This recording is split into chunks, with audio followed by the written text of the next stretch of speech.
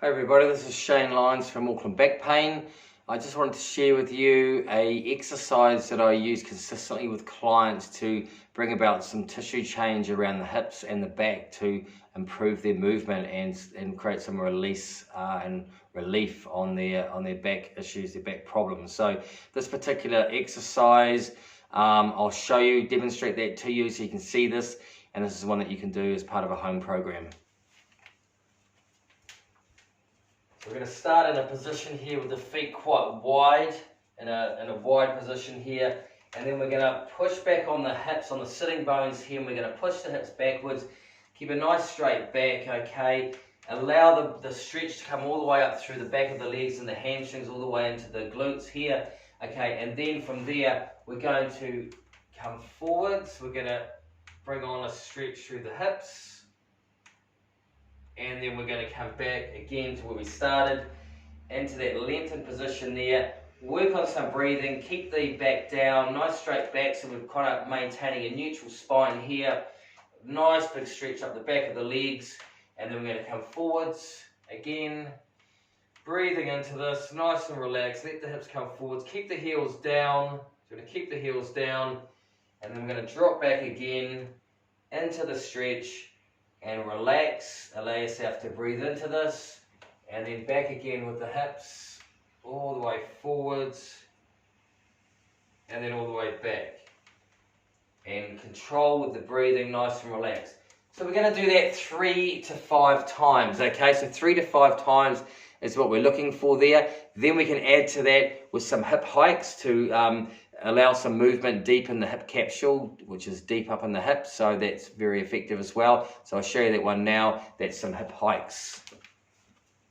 So we're in this position here, nice flat back. We're going to lift the hip up on this side here, so I'm lifting this hip up through the front here, lifting this hip up. Then I'm coming back down, and then I'm going to lift up the other hip here, and lifting that up, and then come back down.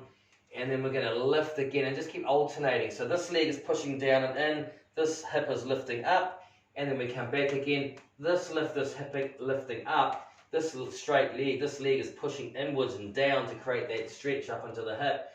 And then we're just going to alternate side to side and really get into the, as I say, the capsule deep up in the hip. Okay, so we're just hiking that hip up and bringing that across, and then hiking that hip up.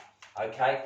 Another exercise that I would recommend to release the tissue around the hips and into the back, which is problematic for most, is this particular one here. So we've got our hands out in front here to keep our chest up in a moment. We're going to drop the left foot over the right foot. So that's the left foot over the right foot. And then we're going to reach and sit. We're going to reach and sit. Okay, we're going to drop down into that position.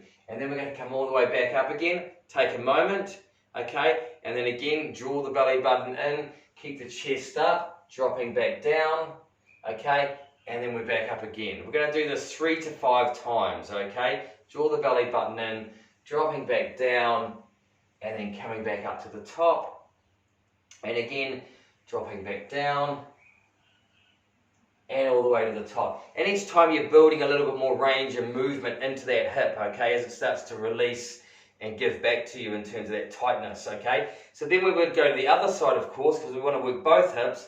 So now we have the right foot over the left foot. So right foot over left, and the same thing. We're now going to drop down into this position here. The chest stays up as best as you can. And if you need to hold something out in front here to get your balance, then that's a good idea too, to hold some balance here, okay, as you drop down, because you really want to keep a nice neutral back, okay? Because if you've got back pain going on, you don't want to aggravate that, so you want to draw the belly button in, keep the chest up, and drop down into the squat, and back up. And again, build that range, build that movement back into that hip, and you can do that 3 to 5 repetitions, works really well. So that little combination, that little sequence there works really, really well, and that's something you can do within 5 minutes, and it will really start to help you with your back pain. Any questions, feel free to reach out, and I'm happy to chat. Cheers.